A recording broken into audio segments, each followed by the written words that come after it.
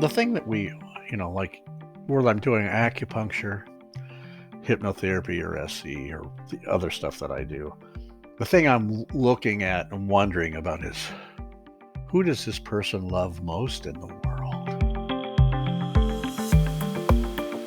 I'm Michael Max, and this is Geological. We recently got 2 cats, and my mental health has taken a decided turn for the better. Curious how it's possible not to notice a burdened sense of sadness or stagnation until it begins to lift. Laughter is good medicine, and there's been more of that with the antics of 2 young cats. Less time with attending to the ever-present comments that I call thinking, as there are these oasis moments of watching life and nature unfold by noticing how cats are so vastly different from humans. And I take a lesson from them that you should play when it's time to play, sleep when it's time to sleep, sit with liquid quiet stillness, and speak up when you're hungry. I found it helpful to have, I was going to say distraction, but really it's the reminder to pause from time to time, to let go of the infinity scroll of the to-do list, let the present moment with its winter morning light illuminating the leafless trees to remind me of the quiet change of season. We're coming up to the Chunjie, the spring festival, the Chinese New Year, that moment in the deep of winter when life, even in its deep slumber under the Midwest snow, turns a corner and begins the next cycle of emergence and flourishing. Celebrating the turn towards spring when all signs of that season are invisible is a ridiculous amount of optimism. Those with a perchance for the observable fact would call it delusional, and yet those who know something of the cycles of change know that what is unseen and yet moving carries the tidal powers of change and transformation. It's not so different from the work in our clinic. A few well-placed pins that help to coax along something that is not yet manifest but carries the potential to be so. It seems like magic, but just like those who know the movements of Earth and stars can predict the changes of season and eclipses, perspective is a kind of medicine that can help us through the present moment. So, yes, I'm grateful that we have cats. Watching an animal looking out into the bright winter morning and watching nature is one of the better lessons I've had on meditation. And to remember that events that are out of my control are indeed out of my hands. But within that domain where I have sovereignty to do the work that's mine to do. As we turn into the year of the ox, I hope that you too find a reliable grounding for your days. Hearty, challenging work that brings you meaning and some stillness and grace to appreciate those moments as they arise. 新年快乐, everybody. Happy Chinese New Year. We acquire a new language in the process of learning East Asian medicine. New words that describe processes and perspectives. We learn to see and move differently in the world with these new maps that help us to better understand illness and health. Language allows us to understand others, and if we learn to listen closely enough, we can discern what inner resources our patients have access to and which ones they don't. What's more, the way that we speak with our patients can help them to open up possibilities or lock them further out of reach. In a moment, we're going to get into a conversation with Randy Clere on the power in the use of language. These conversations come to you through the generous support of our sponsors and members. Blue Poppy, your new one-stop shop, has speedy shipping options on everything that you need for your clinic. It's Women's Health Month at Mayway Herbs. Check out the new website for learning resources on helping women with herbal medicine. Are you a creature of habit? How about making a change that helps your patients and the planet with AccuFast needles? And later in the show, raising your fees doesn't have to be a difficult process.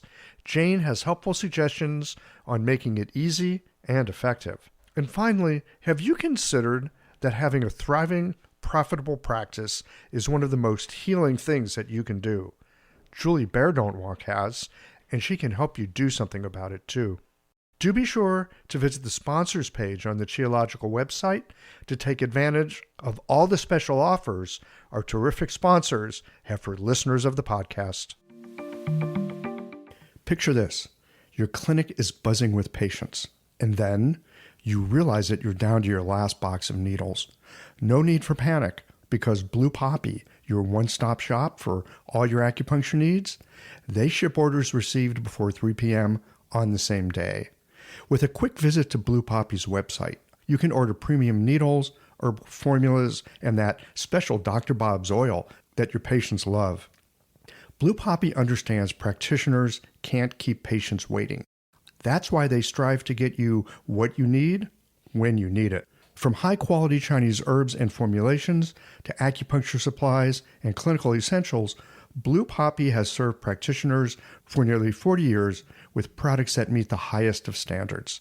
Discover everything Blue Poppy has to offer by visiting www.bluepoppy.com, and don't forget to subscribe to their mailing list for exclusive offers and more. Hi folks, I'm Yvonne Lau, president of Mayway Herbs. May is Women's Health Month, and as a women-owned and women-run business, we especially love how Chinese medicine can support wellness through every stage of a woman's life. So in this month's newsletter and podcast, we're covering topics like PMS, pregnancy, menopause, and osteoporosis. We'll share expert insights and effective treatment strategies you can put to good use in your clinic. Our Plumflower brand line includes herbal tea pills, tablets, extract granules, and organic herbs, all of which you can find on Mayway.com, and where you can also find articles, videos, and other resources to support your practice. Since 1969, Mayway has been a trusted source for high-quality herbal products. In these challenging times, please know that we remain committed to keeping our products accessible and affordable so you can take care of yourself and your patients. As always, thank you for supporting Real Chinese Medicine. Daily habits and routines feel comforting, familiar, easy, automatic. That's the power of repetition. You've worked out the kinks and can do it with your eyes closed. But what if you shook things up? What if you ditched the old routine and tried something new? Hi, I'm John Sten. I've practiced acupuncture for over 30 years, and together with my wife Kelly, we created the world's first eco-friendly acupuncture needle. The AcuFast earth-friendly needle system cuts your packaging waste by 60 to 90%, depending upon your needle type, speeds up your needling, gives you more control, and best of all, while you're healing patients, we plant a tree for every 2 boxes your clinic uses. Thousands of acupuncturists have already made the switch. In just the last year, they've helped plant over 16,000 trees. Since we started, that number has grown to over 50,000. So break the routine. Be the change. Visit acufastneedles.com. Your patients and the planet will thank you. There's a lot more to language than words. Let's sit down for a cup of tea with Randy Clere and get into this.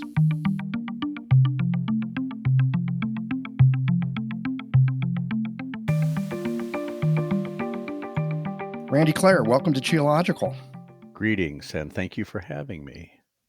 I'm delighted. We're here today to talk about talking. Yes, which I'm quite adept at. You know, I think most of us, in some ways, we are adept because it's just the nature of human beings to use language. And yet, one of the things that I've noticed over the years is that language can be used to create incredible connection, and it can be used to create incredible disconnection. As curses, hexes, things like that. And blessings. And blessings, yes, Right. yes. How you language yourself maps out your world. Yes, we're going to get into that in a moment. But before we do, I've got a couple questions for you. Yes. I know you've been at this a long time. I don't know how long, but I've been at it for 20 plus years. And I remember being in school and, you know, we'd hear about this Randy Clere character who'd already been at it a long time. Yes, And he's a legend in his own mind. Well, he's an interesting character. You're like a big dude. You got big meaty paws. You play the bass guitar for Christ's sake. Like I ride Harleys. And you ride Harleys, big loud ones. And yet you do this like ginky little super soft, you know, Japanese acupuncture. How does that work? I mean, if someone were to look at you, they go, that guy's more like a sumo wrestler than a Japanese acupuncturist. Well, thank you for the compliments. No, that's a good question. You know, like playing the electric bass. I've been practicing alternative medicine for over 40 years. And playing bass, doing martial arts, things that I do with my hands. Now I do have big hands. And to be honest with you, and I'm not comparing myself to Fukushima, but he made a statement once that he was rather clumsy, but yet he got the job done. Like Stephen Brown said to me once a long time ago, and this was really funny. He says, "Well, your technique needs to be worked on, but you've got big chi and intention, so that'll do." So I've honed my skills, my palpatory skills to a good level, and like I say, I spend a lot of time working with my intention, either doing qigong, tai chi ruler, everything that I do in my personal practice comes into the treatment room. So doing zazen or qigong, uh, playing the bass, cooking, all of those things come into the treatment room. And so for my own self, my practices, where I'm always seeking to polish the self, to strip away layers, even here at 67 years old. It's like everything that I do in my private personal practices, as far as Qigong, meditation, and playing the bass, everything is a tool for my self mastery, right? Well, and I mean, it makes sense to me that we bring who we are into our treatment rooms, whether we're doing that consciously or unconsciously, whether we have practices that support our practice or distractions that maybe take away from our practice. We're the ones showing up in our treatment rooms for our But patients. what's really important, and that I think that we older practitioners came into the stream of the medicine a lot differently than a lot of the younger practitioners do today. Well, it's a whole different approach. I mean, I've talked to some older practitioners. Well, let me say seasoned practitioners. Mm-hmm. And like back then it was like, oh, look, I found a book on acupuncture. Wow, how cool. And these books you can find, these days you can find hundreds of books on acupuncture. Yeah. It's not a weird thing. But see, the coming in through the door of tradition and having mentors and teachers, in particular, I come in through the martial arts, right? And so that's a whole different deal where the medicine comes from. But this aspect of, I'm going to use the word man making, but I mean person making, okay? Man making. What does that mean? What does it mean for me to be a fully awake and aware human being, so that whoever comes before me and sits before me, I can be empty enough and have enough empathy and know my own suffering that I can provide a safe container for them, and on an unconscious level have their unconscious mind say, "Oh, he gets me, he understands me," which builds rapport. You have rapport, you have vulnerability. If you have vulnerability, then you get good, clear communication and information.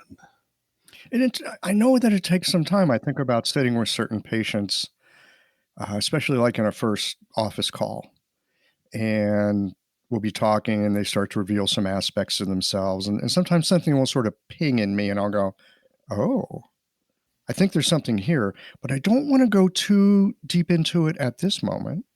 I want to be respectful of something that might be here. How is going into it not being respectful?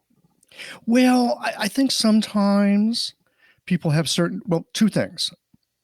One, I think sometimes people have certain kinds of trauma and there needs to be an experience of trust. Of course. Of course. Okay. So, and I think that just sometimes takes a little bit of time. Like, like a good whiskey, you got to season it, Yeah. decade, right? You got to give it a little bit of time. I don't know how much time it takes. When someone walks through my door and they're in the domain of my clinic and I'm sitting there receiving them, me just tell you, what I do is, I make tea. I have really good tea. I do gong fu tea for everybody who comes in, regardless, first time office call, or if you've seen me a dozen times. I make tea. With the act of making tea in that way serves a bunch of purposes. I started doing it to build rapport, right? And as I'm doing that, they start to they're watching what I'm doing. They're paying attention, and I'm speaking to them. They're speaking to me. I start to mirror them. I start to hear how they language themselves. Are they kinesthetic? Are they an audio? Are they visual? By certain questions I ask. And then I start to tailor my language and my breath to who and where they are. And then I offer them tea. And that's how the dance starts. And that happens with every person I see. I mean, that's just what I do, because you can it builds basically, it just builds rapport, and people feel given to, and they're experiencing something new. And so they're like, that engages their curiosity. Well, who is this? What is this? Because I mean, as acupuncturists, like doctors, whoever we are in this position, people, there's a unconscious connotation of, oh, this is the seat of power. Do you understand what I'm saying? And so people will come in with some kind of respect or reverence, or hopefully curiosity. Hopefully curiosity, and sometimes a certain amount of resistance, or I don't know. I don't know. I don't think in those terms. I don't think about resistance or not resistance. Because when you put that, or if I would say, oh, this person's being resistant, that's my stuff.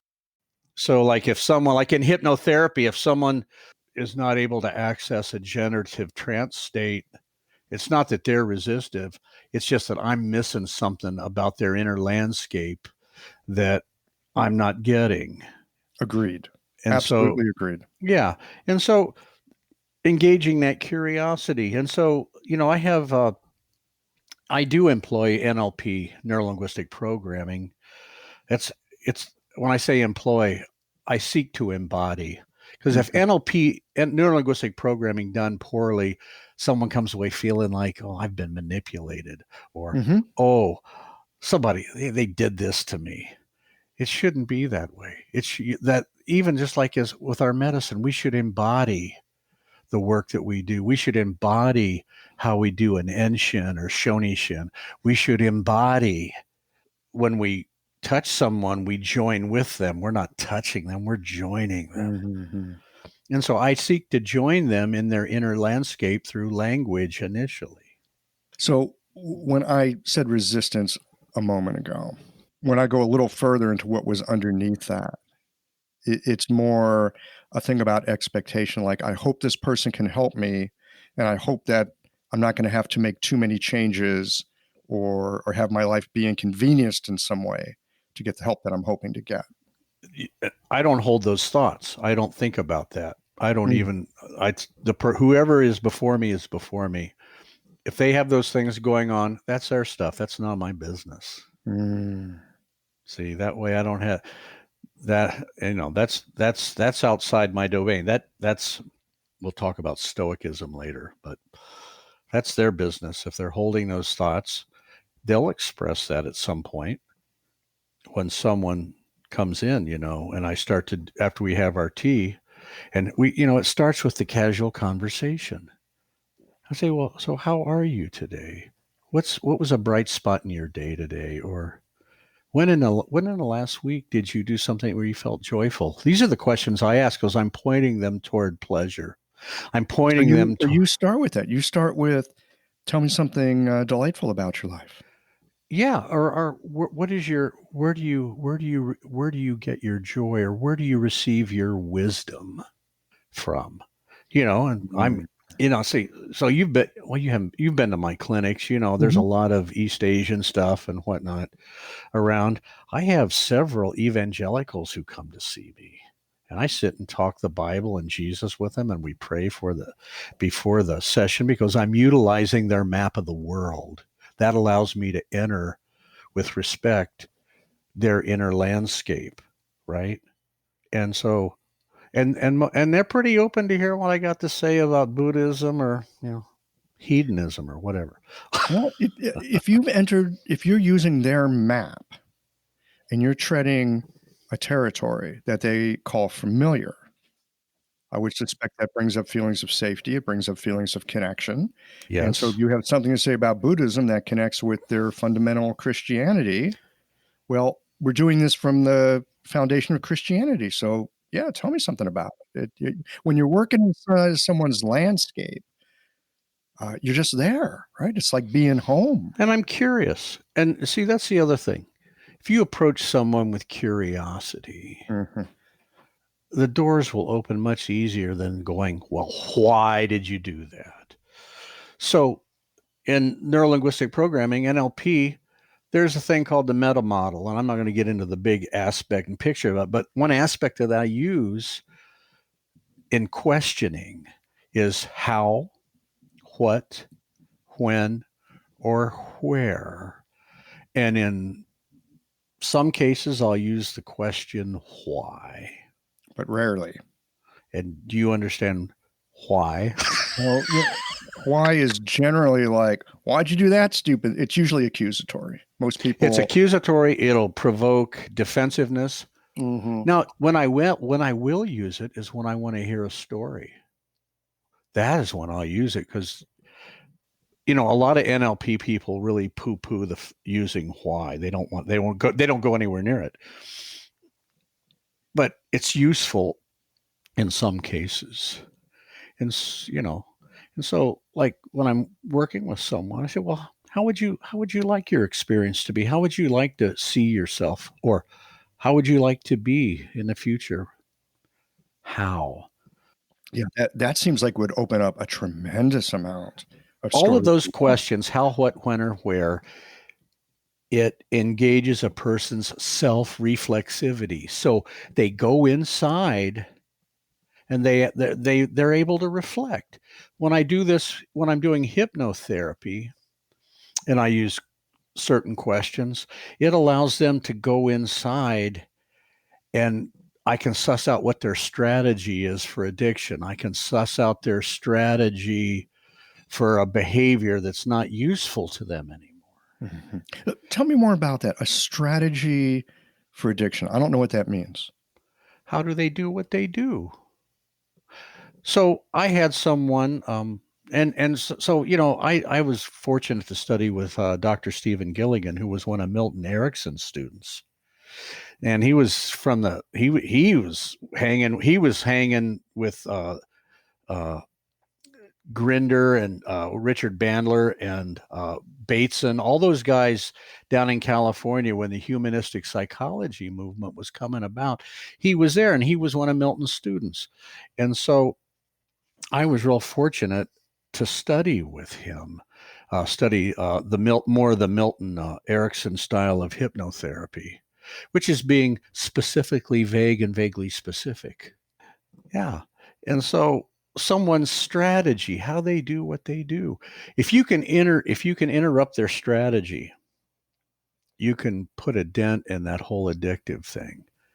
When someone has an addiction, they're not present to themselves. And if you're not present to yourself, you really risk being inhabited by aliens. The aliens of self-abuse, the aliens of rage, things like that. That's what we talk about. So the thing is when you start to bring presence into that, then you get options. See, my whole thing is if I can give someone more options, they're always going to make a better choice. If they know what they are. If they know what their options are. A lot of times people don't know they have options. Engaging with the unconscious mind through a trance state. And the type of hypnotherapy I do is not the authoritarian type. Some people need that, and I'll use it, but it's more like a waltz. It's like It's like the tango where you're leading. I pace someone with language and breath. As I pace them, I'm giving them suggestions. Do you remember a time when? Do you remember a time when you were connected to something far bigger than yourself?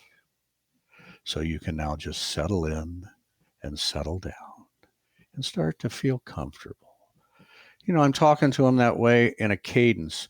And when I'm speaking in that certain way, when I want them to pay attention to something, I mark it out with tonality. So I may say, well, you're sitting there listening to me here, talking to you there. That kind of confuses the mind a bit. And so I said, and I'm just curious right now what it feels like to sit in that chair with those arms and those hands resting there by themselves. That language right there, it's like sitting there in that chair, yes, resting those arms on the chair and those hands resting heavy all by themselves. I've just suggested that their hands are it's going to set up me doing catalepsy, where now as you relax further, that hand can move. And that's a whole nother thing in That's a hypnotherapy. whole other thing. Now, I suspect this is stuff that you use in your work. Maybe someone's on the table and you can speak this way just to help them sink into the table, let their nervous system. Well, on my tape, now most of what I'm just talking about with that kind of language, when I get into it specifically, that what they call it hypnotic patter, they're in the chair. Okay, they're not even on the table yet. You're just getting them ready. When I have someone on the table, I join with them. I'll move up. I'm sitting on a stool because I'm very lazy, and they're lying there. And the first thing I do, whether you see me one time or you see me 100 times, I say, "May I have permission to touch you, please?" Mm. And they say, "Certainly." And so generally, what I'll do is Now, why do you do that? respect. Also, I don't know a person's background. I work with trauma and PTSD too. And so I'm respectful of someone's history. Just because someone hasn't told me that they'd gotten raped or they'd been abused in some way, even if they haven't told me that, I don't know what's back there. And so for me to get access to them on a cognitive level and an unconscious level, me sitting next to them, taking a nice few deep breaths. May I have permission to touch you? And generally, I'll rest my hand up on their shoulder and I'll have one hand on their forearm. And I'll just sit there for a moment, maybe 2 or 3 breaths and breathe with them. And then, that's when I start. I say, I'm either going to ask them, say, may I have permission to touch your belly now? Or I'm going to touch your abdomen. And I do my abdominal diagnosis. Then I do the pulse. Then I might move down, and get up and walk down the feet and just, do a survey of the meridians and things like that.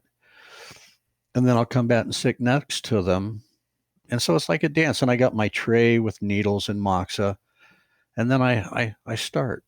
And generally, when I'm working, when we start the root treatment, generally we don't speak. And generally during the treatment, I don't want to speak much. And I tell people, I say, if you need to say something, I said, if you're not comfortable with what I'm doing, please say so, and we will stop. That's a very important thing. That's another thing about asking permission to touch. Oh, and by the way, if what I'm doing brings up anything for you, or you need to tell me to stop, feel free. Mm-hmm. So those are things that I use. Yeah, I hadn't thought about beginning with, is it okay if I touch? I hadn't thought about that until we're having this conversation in this moment. I mean, I know it's on my, official release form that they sign and blah, blah, blah, that, there's touch and this and that, and needles and blah, blah, blah. But to actually be in the room, in the moment, and just attentive, would this be okay? I mean, it just brings up a step that I realize perhaps I have skipped. I'm really curious to see what it feels like to go back into my clinic and just bring that sensibility into it. How many people, women in particular, do you know who've gone into the whole allopathic Western medical thing, and they just assume that they can touch you, and so they just start. It's like the majority of people, men and women, but I bring women up. Me being a big guy, right?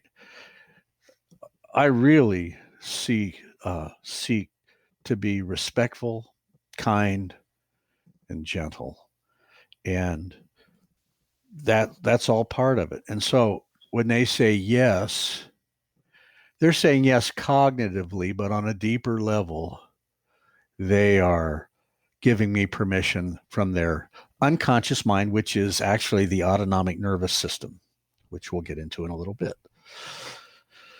And so I just think it's a good practice for every practitioner. You don't assume you can touch anybody just because they're there to get treatment and paying you money. You don't assume that. That's arrogant, I think. Okay. And I'm arrogant. Well, it's helpful to know what we is, right? You were talking earlier in this conversation about being able to sit in the room with somebody, and when you know who you are because of the practices that you've done, and you know what you bring to this, and maybe even know what the things are you need to be watchful for in yourself when you're sitting with someone. I think that makes us safe to be with. Well, yeah. And that's the thing we were talking about earlier. As far as talking about Asian medicine, acupuncture, everybody, wants to talk about the qi. Hell, I don't even know what that means anymore. Qi is like, to me, it's information. It's in the body. I can look at somebody and say, okay, they're qi deficient. Okay, they're stagnant. But what does that mean? What is really important is, what is my intention? So when I'm working with a Taitian, or I'm doing the work that I do, like with, it's like, it's my intention that informs everything that I'm doing. This episode is brought to you by Jane, the clinic management software that honestly just makes running a practice easier. Let's dive into something that's never easy, but sometimes necessary: raising your fees. It can feel awkward, right? But here's a tip that can really help. Consider offering flexibility to your patients as you introduce the change. When patients face new fees, it's natural for them to feel uncertain or concerned. That's where flexibility can really make a difference. Offering options like a phased increase, suggesting a payment plan, or even taking a moment to talk things through can help to ease the transition. These thoughtful gestures show your patients that you're listening and care about them, which strengthens the trust you've worked so hard to build. If you're looking for more ideas on how to navigate these kinds of changes, head to frontdesk.jane.app and check out the article, How to Tell Clients You're Raising Your Fees. One last thing, if you're ready to give Jane a try, you can use the code CHIOLOGICAL for a 1-month grace period on your new Jane account. I want to hear more about this, and here's why. When I hear the word intention, the first thing that comes up is like, what are they talking about when they talk about intention? I've heard of people talk about, well, it doesn't really matter where you put the needle. It's all about intention. And I'm thinking, well, that's not true. I don't know what that means. And then it's like, and here's the other question that I've got about intention. Because, I'm just this hick from Missouri. Okay. So I didn't want to say anything. Well, I know, but it's obvious. Well, I'm from Ohio. What the fuck? No. Actually, so am I. But I had the good sense to leave when I was 18, and I traveled the world. Yeah, I left St. Louis when I was 18. Yeah. Right. But anyway. So the question, I'm sorry I interrupted you. So back to intention. What's the difference between intention and wishful thinking? I don't even think you can't even compare that. They're not even in the same. Wishful thinking. Yeah, wishful thinking. And here's why that's like when someone comes in to me and says, well, I hope you can help me. I said, abandon all hope. And I look at them with this stern look, and they're like, what the hell? No, it's like abandon all hope. Hope is this thing that keeps you from experiencing the moment. Oh, I hope I'm going to get, oh, I hope. I said, yeah, faith is different than hope. And so when you talk about intention, I Yeah. have I have Help me out coined here, brother. I have coined this phrase. Your attention Mm, guides your intention.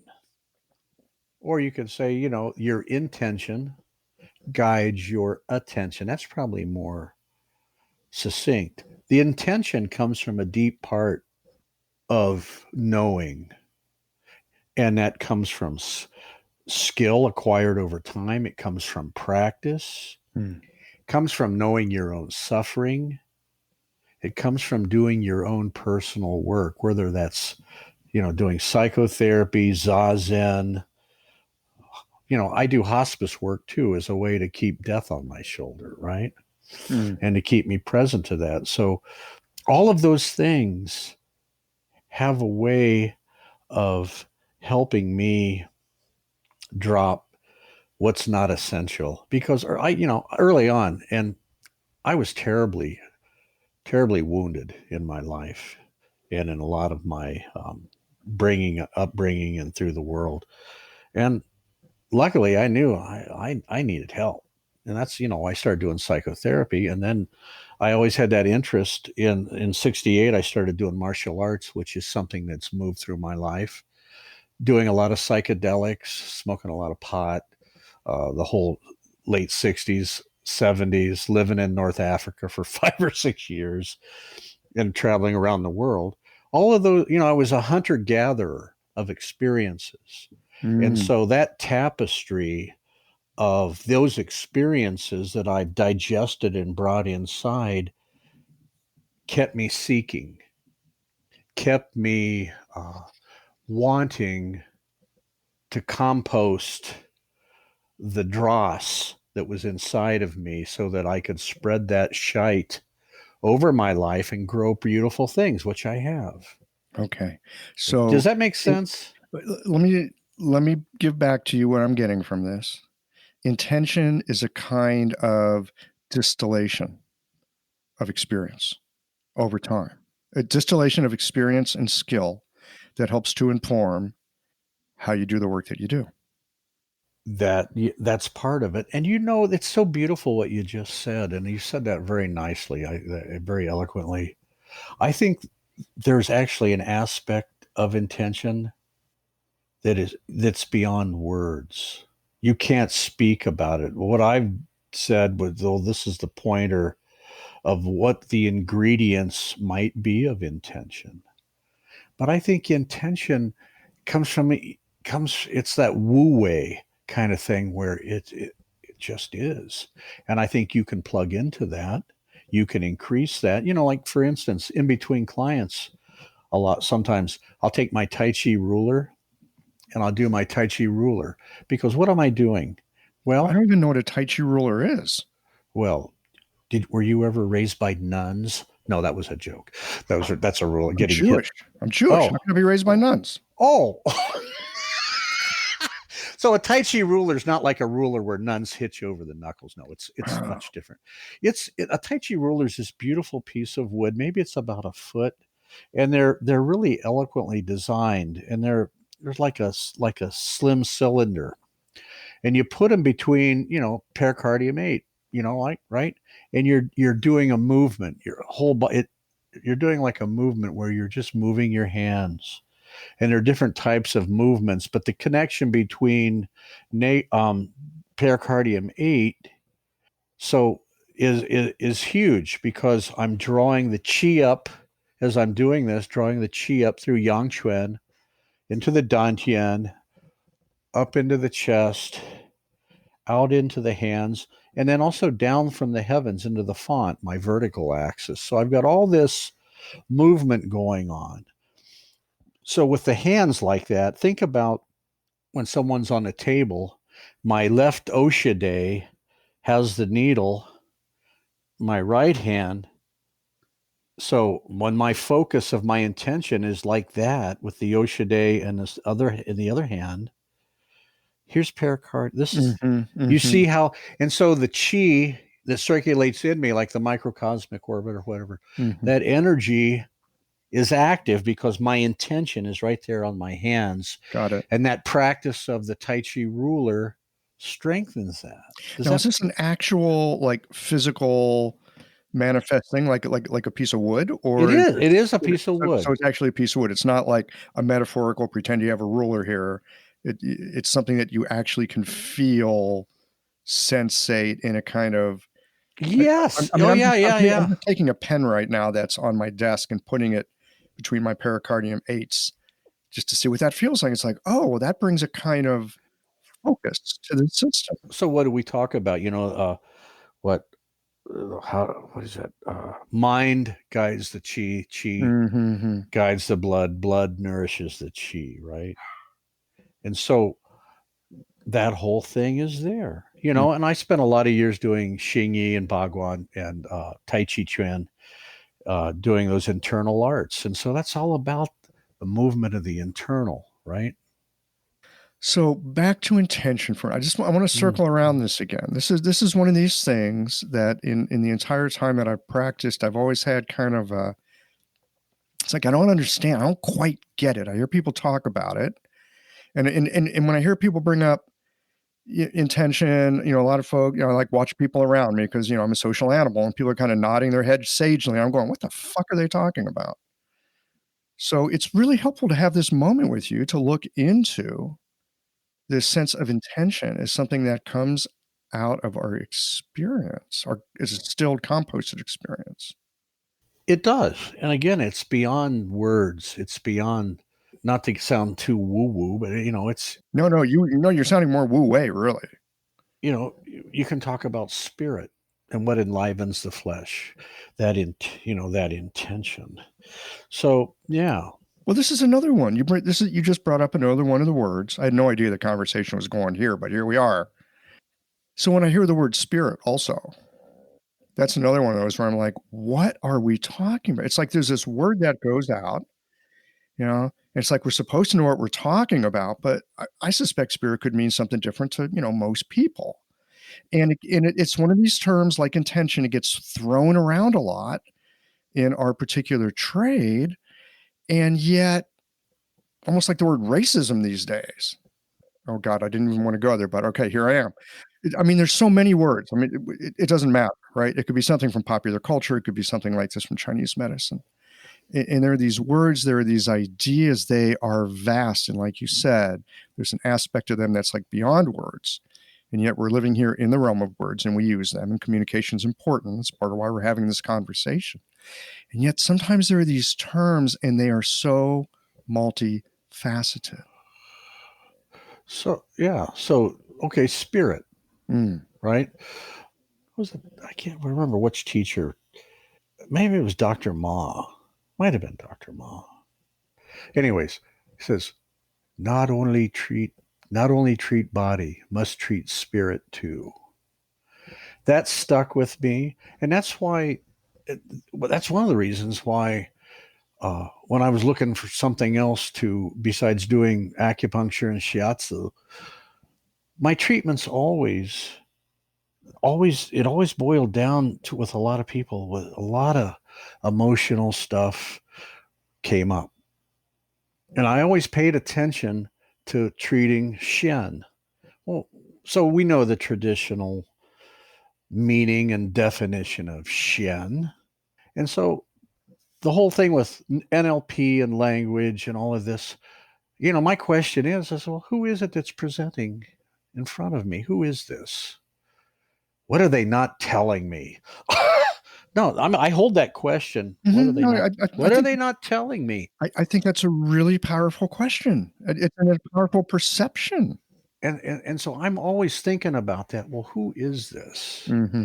And then I'm thinking, as we get into this dance of language and talking, and I'm doing my intake to get information about whatever it is they brought me, I'm asking, I'm thinking to myself, what's the one question that I can ask that's going to bring about the biggest change? What's that one question that's going to unlock that door and go, and you can apply that same thinking to, as you know, when you treat somebody and we can get into diagnosis and the label of what that means. There may be like 4 or 5 different ways we can approach somebody and get reasonably good results. But what's that one? What's that precise key that's going to unlock that door that's going to really bring about a change that I can facilitate, because I am not a healer. I am a facilitator. Don't call me a healer. Ugh. My ego's big enough as it is. Well, one of the great things about medicine is your ego will take a beating. It'll take a beating. It'll take a whooping, man. Yeah, that's why I like the whole Buddhist thing. That's why, my teacher Hirata Roshi said, not knowing is most intimate. And I spend most of my time being most intimate because I don't know. I mean, think about it. When you first got out of school, you could treat anything, do anything. I'm happy to say now that I know very little about anything, which really what that means is I don't have the preconceptions about this is this and that's that going on. Well, maybe it is. Does 1 and 1 equal 2? Maybe. Could equal 3. It takes a long time to, at least for me, it's taken a long time to appreciate, get a taste for and sense of how to use the various models of thinking that Chinese and East Asian medicine gives us. And then just kind of let it go and see what's actually there. I was going to say your question here about who is this person in front of me? I would say that is one of the key things that guides me in my clinic every day. It's not enough that, they got this back pain or they got this or they got that. For me, the question is always, who is it? Who is this person who has this thing that drove them to come see an acupuncturist? Right? And you were just bringing up diagnosis. I want to get into this for a moment. Because people come in, and I usually start very much like you. Hi, how are you doing? How have things been going? How can I be helpful? And often what I'll get is, I'm a blah, blah patient, or I have a diagnosis of this or that. And they come in talking about the label that's been put on them. Or they become that label. I was going to say a label that's been put on them that they have taken on as identity. Yeah. So they come in with that diagnosis, and the diagnosis is helpful. And sometimes with some people, now I know what's going on. Right. And so when one comes in to me with a diagnosis, I usually say, well, what meaning have you made of that? I go, what? I say, well, they've given you this diagnosis. I said, what informs you? What meaning have you made of this? And that starts to open up the weave of what do they make meanings of in their lives, right? Because if outside of ourselves, there is no meaning to anything outside ourselves. We are meaning makers. We bestow meaning on things in our world. And yes, we can agree that this is a glass with liquid in it. We're sitting here having a conversation. I have headphones on. We agree on these things. But when you have somebody, when they've been given a diagnosis, I like to say, what is it? What meaning? What does that mean to you? Well, am I going to die? Well, yes, eventually. That's the good news. That's the only thing you know to be true, right? So take solace in that. No, but what meaning do they make about that? And what informs you that you have this? How do you know that you have Parkinson's disease? Well, I've got a tremor and I shuffle. I said, oh, you've got those symptoms. Okay. So now I've separated them from the symptom. And I said, do you remember a time when you didn't have that? And we talk about that, I said, so how do you see yourself? And I'll use the word, how do you see yourself moving forward? Nice suggestion there, Dr. Clere. I mean, I'll say that. I'll say, how do you see yours? And they'll either chuckle or laugh, or they'll get what I'm saying, what I'm hinting at. And what are you expecting here? How will you know that you've gotten what you've wanted when we're finished? And they said, well, can you help me? I have no idea if I can help you. I don't know. And I said, and then I kind of laughed. I said, well, that leaves me with the field of all possibilities. Not knowing is most intimate. This question that you just brought up, how will you know that you've gotten what you wanted?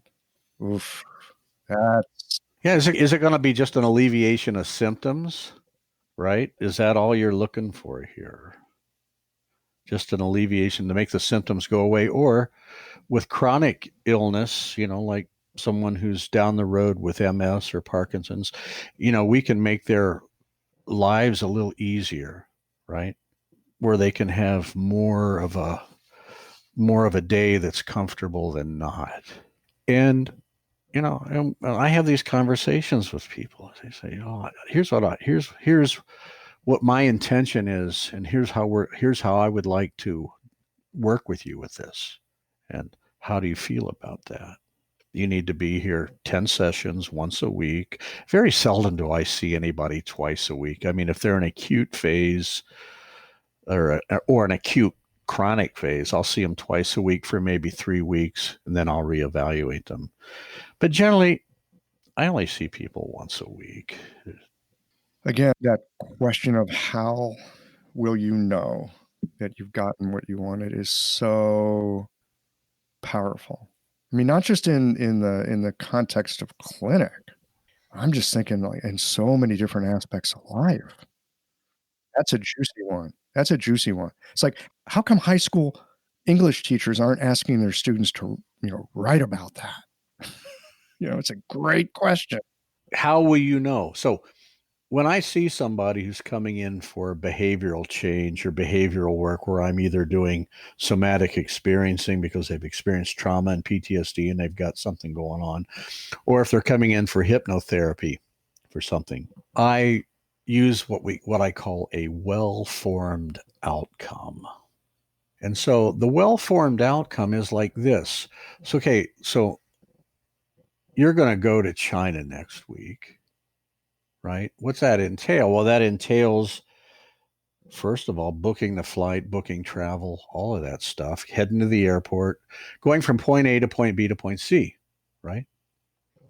So when I do a well-formed outcome, and I do abbreviated form of that with acupuncture patients, but this is more, again, to get at the inner landscape of a person and figure out what their thought virus is. Mm-hmm. And that lovely thought virus. I We're love living that. with it. And so I'll ask, so they have to fill out this form, and they usually hate it because so what do you want? Why are you here?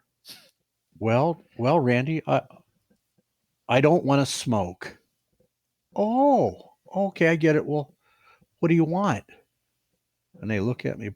I just said I don't want to smoke. I said, I got it. What do you want?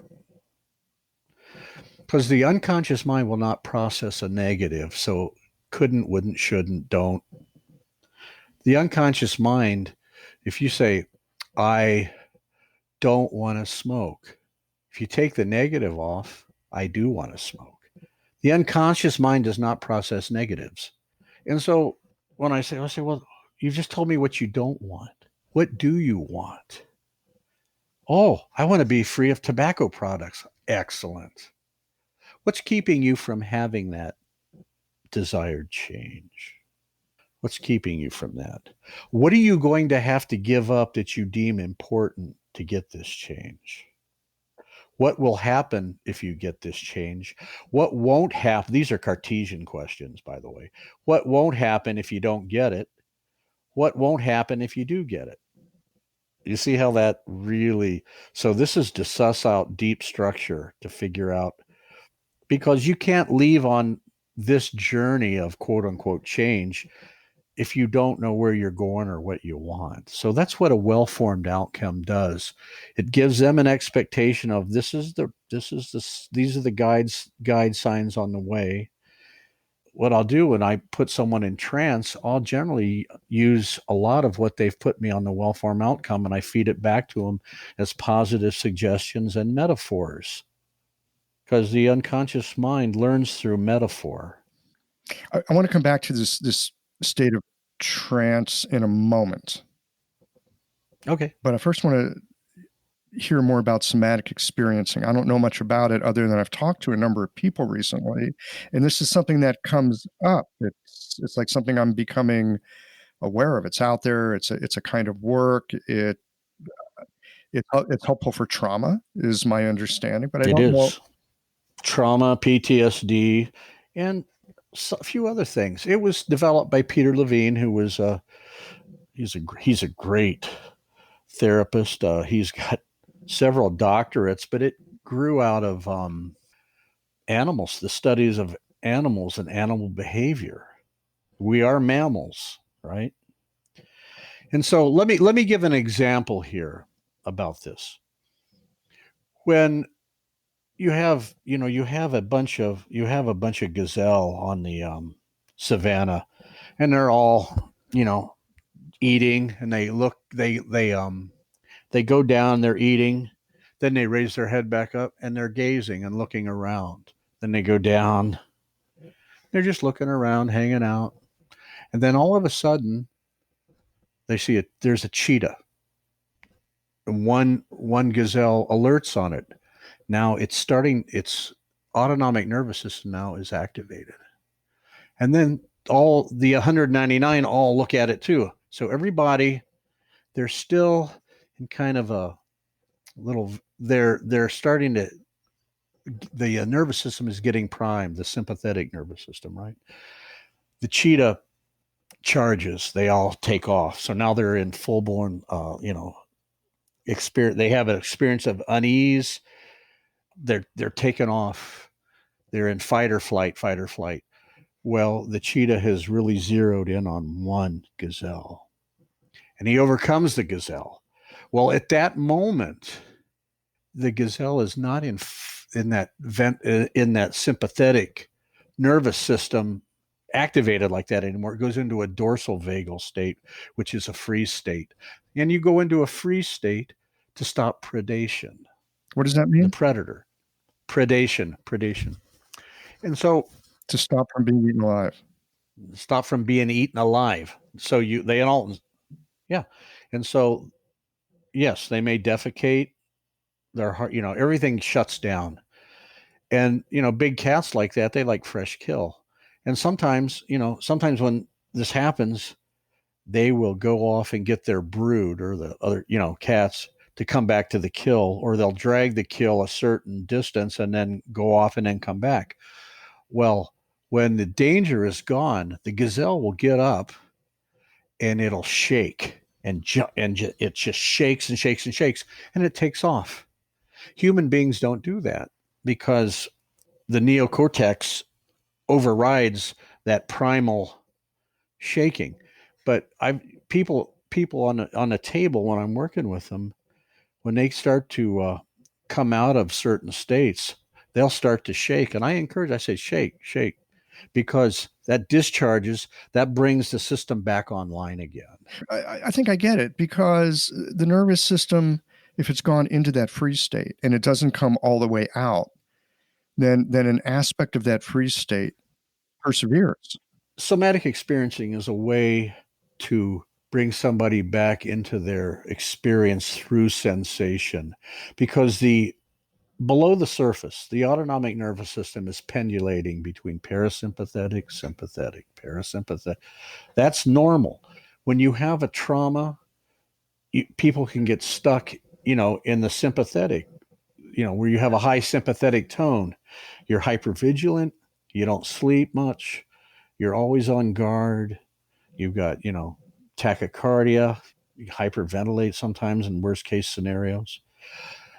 The dorsal state is if you've gone up over threshold, you've gone up over the sympathetic, right, and into the dorsal vagal system. So, what guides my work in that way is Stephen Porges's polyvagal theory, where we're talking about the vagus nerve, which this ties right into acupuncture. I mean, particularly in Kiko style, there's really elegant treatment to treat adrenal exhaustion.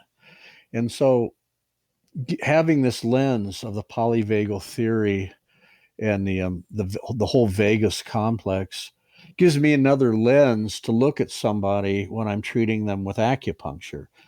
So, kidney 27 tight, is kidney 16 tight? Do they have this going? So, what's their kidney pulse? Well, it's not there. So putting that all together, you could say that, okay, there's adrenal exhaustion here. Here's how we treat this. But SE also has table work where you're laying your hands on someone, and people who it looks like cranial sacral work. It's not. But this brings me into another thing I want to comment on. When you have your hands on somebody like that, we're being mammals, so we got this mammalian hookup, right? Now, have you heard of heart math? I have. Okay, so I practice heart math. And so bringing myself into coherence, I can put my hands on somebody and just sit there and put myself in coherence, and I can lead their system into coherence. And when that happens, it's usually this deep belly breath comes through like,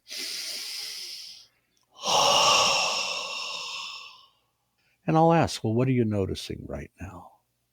What are you feeling? Oh, I feel this. I said, well, why don't you just take your attention right now and just put your attention just on that sensation and just kind of track it like you would an animal. See what it wants to do. Don't try to make anything happen. Don't try to stop anything from happening. And I'll say, well, it's this beautiful, warm feeling in my belly. And I said, well, what are you noticing about that? Well, it's starting to spread up into my chest. I said, oh, that's right. Good. So just continue to track it for a few more moments. And I'll be quiet for 30 seconds, a minute, which is really hard for me to do. Blabbermouth. That's where the practice comes in, isn't it? I mean, I have found that many times silence is the most powerful thing. I will sometimes ask a question or leave a space, and I am not kidding you. I have to put my tongue in between my teeth and put a little pressure on it so that I won't talk. So I can just silence work. Right. Yeah, I learned that from my wife, Deborah, who you know. She's an introvert, very quiet, but she carries a big stick, right? But she was an investigator for King County Hazardous Waste, and she told me that. She said, Randy, she goes, how would you like to have a nice cup of shut the fuck up? Because you're talking too much. She said, the thing is, you want to ask a question, step back and look for the reaction. Right. Ask the question, and then just sit back and enjoy what the reaction is or is not going to be. Right. Having a thriving, profitable practice is one of the most healing things you can do as a healthcare practitioner. Because a robust business is the ultimate expression of vital chi. And that's the heart of our medicine. I'm Julie Bairdontlock, and I help practitioners grow nourishing, profitable, authentic businesses that embody the generative cycle of Chinese medicine. This isn't about all yang all the time. It's about expanding your own internal capacity, growing collaborative relationships with your patients for ethical patient retention, and marketing as an extension of this medicine, not a necessary evil. You already know that everything is connected in your patients' lives and bodies. The same is true for your business. When we align your systems, your schedule, your pricing, and your offerings with you, we create flow, which means more spaciousness, more impact, and more joy. When you are in the flow, fully resourced in terms of chi, time, and money, your business becomes a source of healing, not just for your patients, but for you. Let's grow something rooted, radiant, and real. Visit lifeflowconsulting.com to learn more. Yeah, and I've heard it this way. I read a great book about negotiation from an FBI hostage negotiator, Chris Voss, and which actually has some really helpful stuff for just doing interviewing in general. And he often talks about, he says, let the silence work, right? You put it out there and then shut up. Let the silence do its thing, right? Exactly. Magic See, that's taken me a long time kind of get that. To let that silence just be big and broad, Hmm? right? Because within that silence, yeah, I mean, case in point, I'm working with a gentleman who is in his 70s and he has some issues about authority. Imagine that at 70, right? It's tough when you have issues about authority when you are the authority. Yeah. And so I don't know, and this was intuition, but when he sat down, I just sat there and I didn't have any kind of menacing look. I just sat there and I just looked at him. I didn't say a word. I just sat there. It's not your usual style. Well, something he said that when he left the office last time, Mm. I thought, oh, I need to make a note of this. And so before he came in, I was looking at his file. I said, oh, that, okay. And so I just sat there and just looked at him. At his words out of his mouth, he said, I just feel like I want to get the fuck out of here. I went, indeed you do. And then, of course, that, I said, yeah, I started laughing. I said, indeed you do, and maybe you should. And that laughter, because he's seen me, he's trust me. And but that I activated him through something that he had told me about that I remembered. That was this kind of thread that's run through some of our therapy. And so I decided to manifest it in front of him and see what happened. There it is. Yeah. And it's like, I mean, it was like, I want to get the fuck out of here. And there was laughter. And that brought up laughter, yes? Well, as soon as I looked at him and I kind of went, indeed you do, and maybe you should. And I leaned over the table at him, right? And was there laughter after that? Oh, yeah. Okay. So I'm just thinking about something We could use that piece. See, we can use that piece. I said, so what were you thinking when I was sitting there not saying anything? How did that feel? Where did you notice that? He goes, my throat got really tight. I felt like I had iron bands down my flanks and I was ready for anything. And I'm like, exactly. He says, but I have this and I never act on it. I said, yeah, it's impotent rage. Yeah, you've got the rage, but it's turned inside. And thank God it's not turned outside. Mm-hmm. And I said, so how, so I was able to manifest a lesson to him. This is what this is, and this is what brought this. And I said, where have you seen that before? My father. I said, yeah, right. I get that. I think he said, damn you. Or something.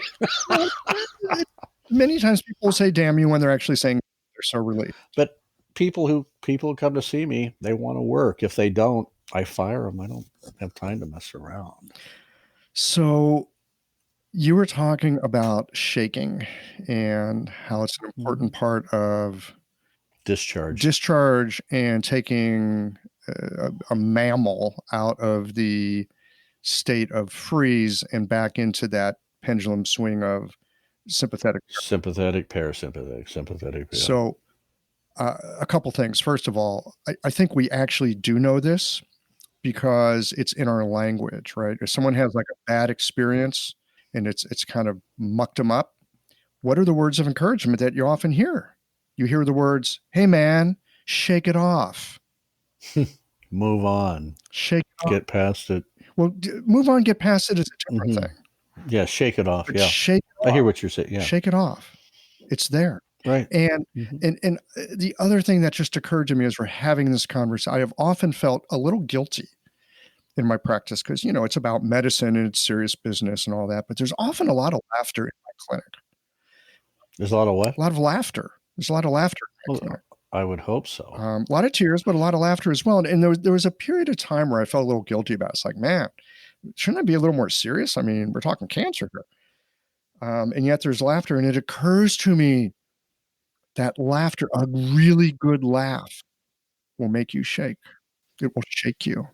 Laughter promotes all kinds of wonderful chemical cocktails in your head. Endorphin, serotonin, dopamine. I'm thinking that shaking piece.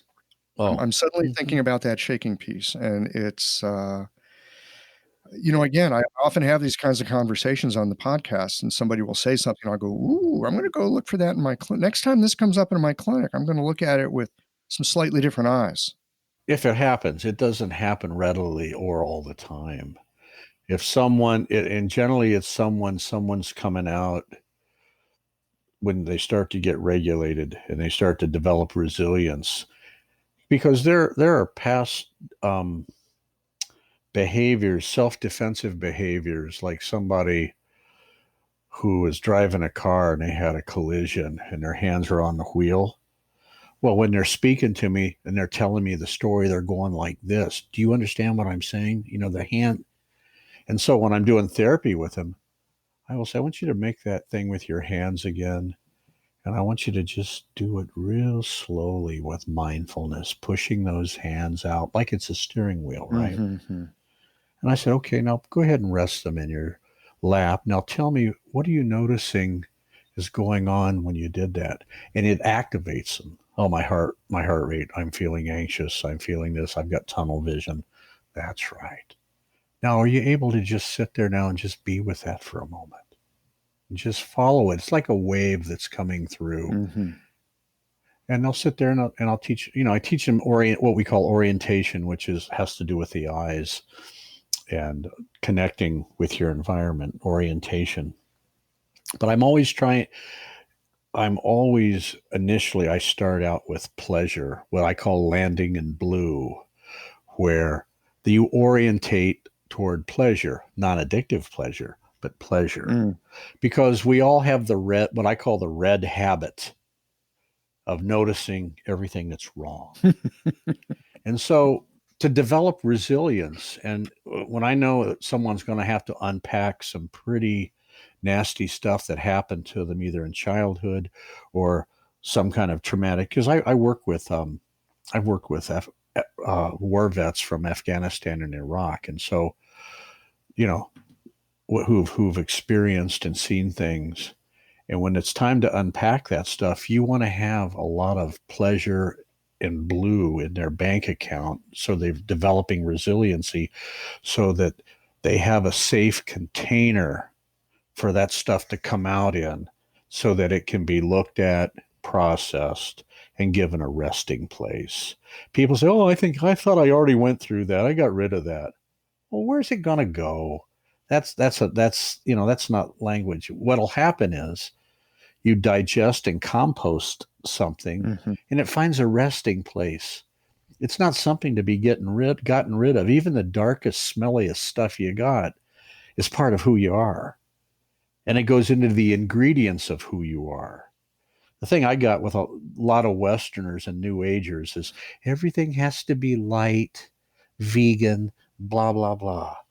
All this stuff about, bring in the light. Well, the truth is really in the darkness.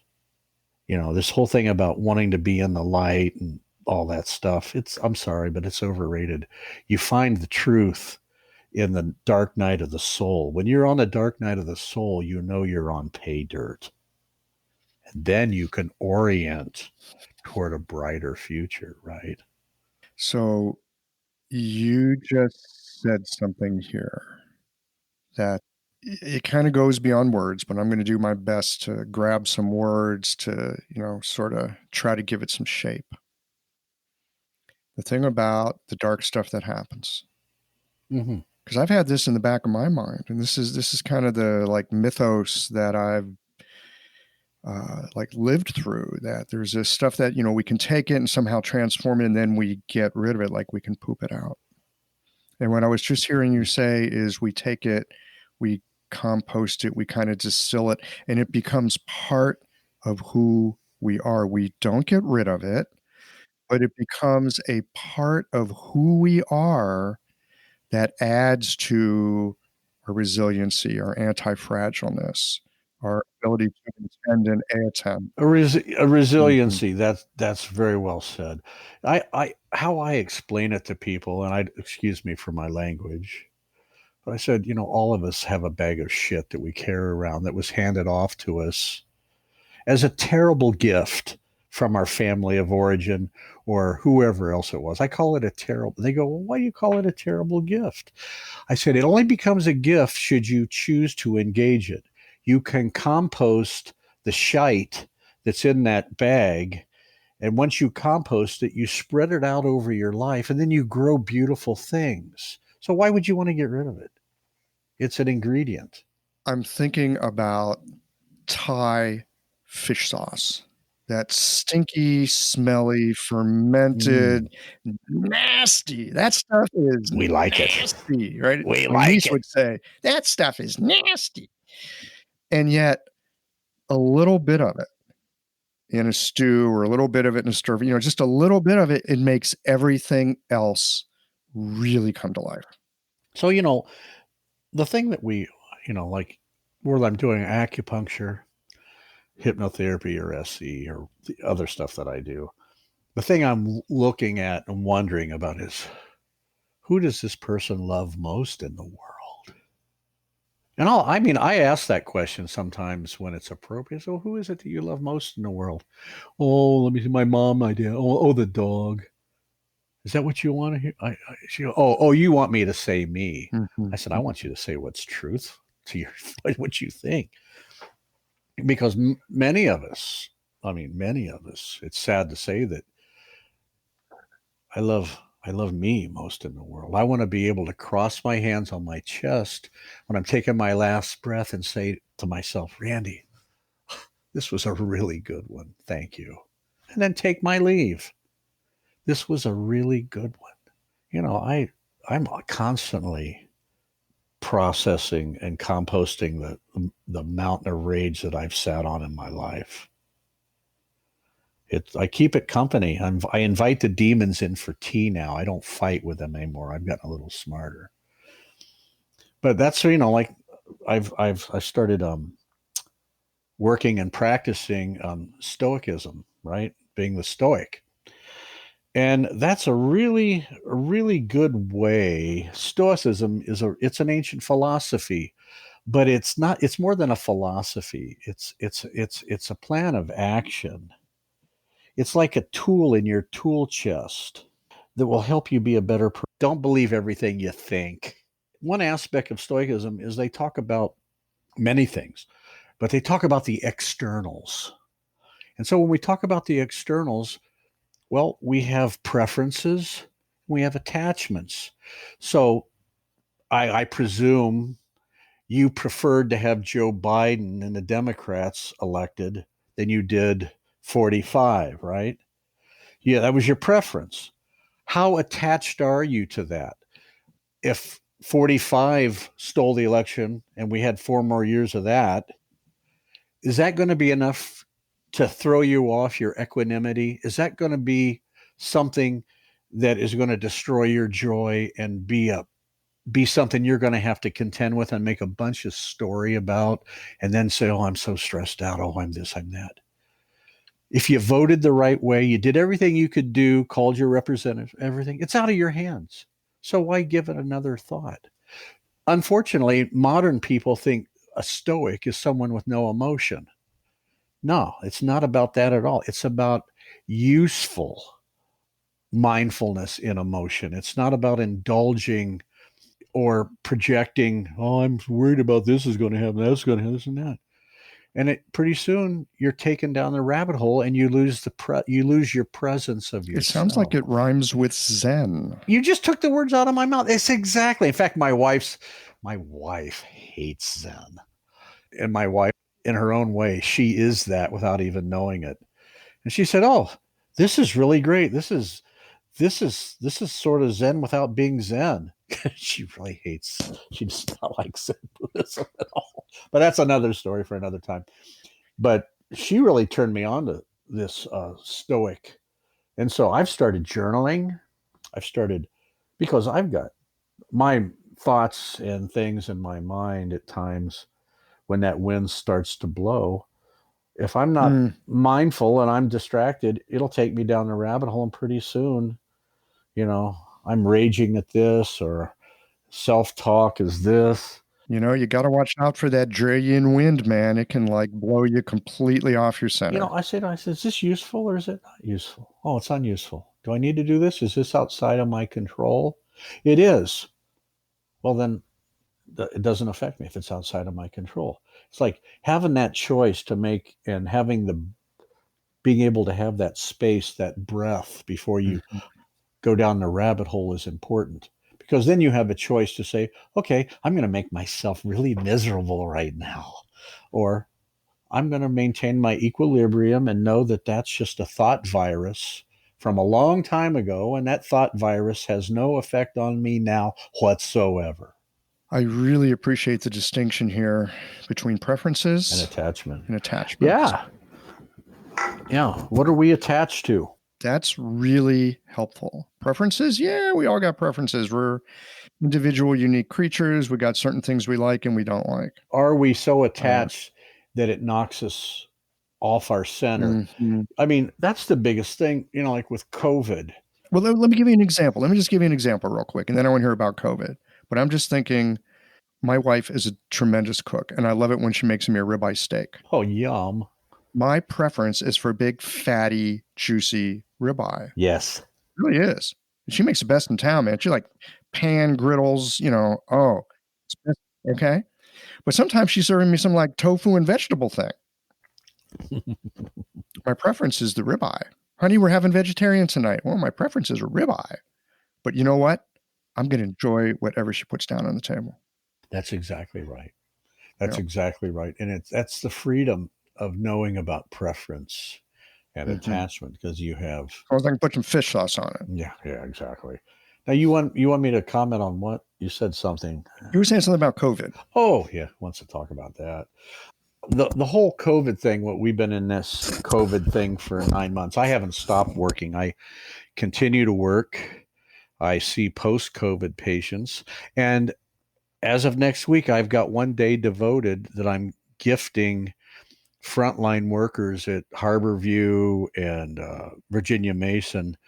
Doctors and nurses are going to come to my clinic, and I'm devoting one day of gifting them treatments, either acupuncture, acupressure, or whatnot, to alleviate, to serve that community. And it's the behavior that we see with human beings. It's been fascinating for me to observe our fellow citizenry. The trauma of Trump trauma, the COVID and isolation. It really, and then people having to sit in front of computers, which really dysregulates the nervous system. By the way, I don't know if you knew that. The pixelation of your computer screen disturbs your autonomic nervous system. And so think about, people being in fear. They're in front of a screen all day. They're looking at their phones. How often are they like looking down into their chest saying, well, hey, Randy, how's your heart doing? How are you feeling today? Or just looking outside their window like I'm doing right now. Or looking outside their window, which is a good way to orient and bring your attention back. And it's sad to say that a lot of people are really lost to themselves today. They have trouble being alone because they're always distracted. Randy, is it any different now than it has been at any other point in our time as human beings? Is it? How's it different? Yep, it is. Because we got things. We're looking at each other. You and I are able to do this now because of technology. We have phones. How many times? Where are you when you're sitting there out looking? What are people doing? Are they looking out, looking up? No, they're looking at their palm. They've got this this pocket aura. The pocket. I like that pocket. But I'm not talking about technology. Let me reframe that. Are people are more connected with themselves in the past than they are now. This whole thing with technology and the computer and virtual this, virtual that. What do you call it? AI. All of that takes us outside of ourselves. When you had quiet time, when you go outside and play by a creek like I did as a little boy, or run through the woods, play an army, you have to work right now at holding your center. People got to work at it. And if you're not working at it, you're going to be taken downstream or down the rabbit hole. Well, I get that. And I think with the technology, especially if we're not in touch with our natural environment, yes, it's dysregulating. The reason that I bring up is now different than before because we have things like stoicism, perspectives like stoicism, we have perspectives like Zen, and they're not new. It's not like, oh, we have this new way of dealing with human beings being dysregulated. No, human beings have been dysregulated since thousands of years ago, and people have been talking about this, and we have methods for recalibrating, and they come from long traditions. I would agree with part of that. I would agree with some of that for sure. But I think this thing about dysregulation, we're dysregulated now most of the time. And it takes work for one to hold their center. And when I say that to somebody, I said, what are you doing to support your center, your root? And what's your practice? It could be, like with me here in my studio, I've got instruments to play music, do what I do. I cook. My life has changed very little in this environment other than I'm not out playing music, downtown, 2 or 3 nights a week anymore. But my life has changed very little in COVID. And I continue my practices. Deborah's home working now, and it's a joy to have her out back in the tea house. She goes out at 7, comes in at 3. I start dinner when I see my last patient, which is usually 5 or 6. And we spend the evening doing whatever. I understand people, oh, I can't go home and see grandma. Oh, I can't go home and see this or that. And I said, it's terrible that people are being stressed in that way and denied these things. However, you don't want COVID. I'm treating post-COVID patients. I'm treating people who've had this, so you don't want to get it. And the people who don't want to wear masks and all this idiocy. It's interesting how the whole thing about being our brothers and sisters keeper and caring for others. A lot of our citizenry, this whole sense of freedom, our sense of lacking a responsibility, this sense of entitlement is rampant. Someone says, "Well, you're taking away my freedom." How is wearing a piece of cloth on your face taking away your freedom? And I always say to them, I've confronted some of these people. I said, freedom requires great responsibility. There is that other side of it. There is that other side of it. Well, usually these things go for an hour, right up to an hour and 20 minutes. Well, I'm kind of a bag of hot air. Well, it's like hanging out at your place and having a barbecue.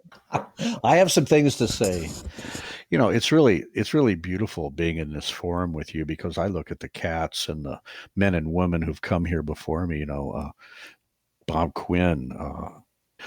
Some of the people, Bensky. Some of the people you've interviewed, and to be here with those types of folks, I'm very humbled. I look at Stephen Brown. I haven't had Stephen Brown on yet. Can you help me get Stephen Brown on the podcast? And Ed and Koviak, these are all cats. All of these people who were teaching, I just never went that route. I just got my head down in the trenches doing what I'm doing. So this is what I love about the podcast. And this is why I think the podcast might be helpful to people because, well, I'm just sitting here at the Geological International headquarters with a microphone, and you never know where it's going to go or how it's received or how it might be helpful, right? It's an asynchronous communication. I'm not in front of other people when they listen to it. So, there's always that question mark. I'm hoping it's helpful. But one of the things that I know for myself and that I hope comes through with this is that while at times I do talk to luminaries in the field, and that's always a delight and a privilege, what's even a bigger privilege, I think, is to be able to talk to people like yourself and so many of the people on the podcast, nobody has ever heard of them. And the reason that no one has ever heard of them is you're just in your practice doing your work, like you're in your workshop and just doing the work. And there's all these practitioners who are learning from the medicine as it unfolds in their experience. And I'm always so grateful that people take a little bit of time and share their experience that way, because most of us acupuncturists are very much lone wolves. We're working alone in our clinics. We don't, once we leave student clinic, we don't really get to see how other people are working and thinking and being with their patients. And I hope the podcast is an opportunity That's true. to share that aspect of who we are and what we do with each other, because there are things that we just learn through our experience, that that distillation, that composting that you've talked about. And it's not so often we get a chance to share it with each other. Well, my friend, thank you for taking the time today and sharing your experience with us. Oh, thank you. Thank you so much.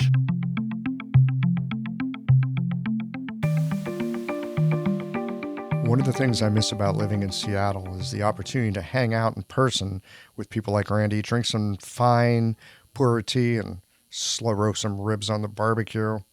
Lucky for us, we have the magic of the internet. And so I hope you have enjoyed this conversation and found some places in your clinical practice where you might use some of the perspectives that we touched on in today's conversation.